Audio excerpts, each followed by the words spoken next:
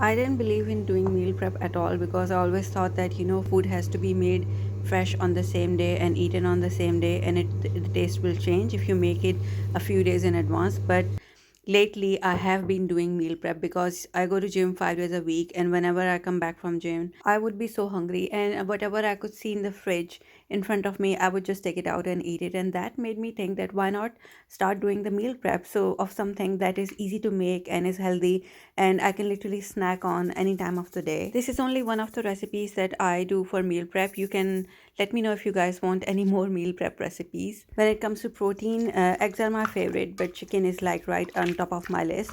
So these are the chicken cubes that I make in my air fry. You can make it in the oven, or you can grill this in your pan as well. But this tastes so good in the fridge for up to 4 days, and I make sandwiches out of them. I make wraps out of them. I serve these with steamed rice and some stir fried vegetables with some sauce. And this is amazing. You can even snack on them because they're literally so good that you won't be able to stop.